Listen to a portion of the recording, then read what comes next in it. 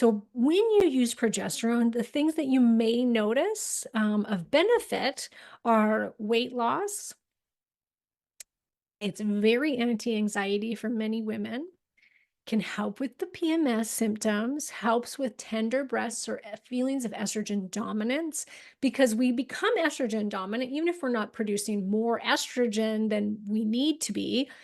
But if you've got no progesterone happening and you're still producing lots of estrogen, because estrogen doesn't drop usually until we're into our mid 40s, then you can have symptoms of estrogen excess, which is the tender breasts, weight gain, and heavy periods and cramps, things like that. So, using that progesterone can really help counterbalance the estrogen dominance. And if you truly have too much estrogen and you've tested and your levels are over range, using progesterone can really help to bring the estrogen down, which is awesome.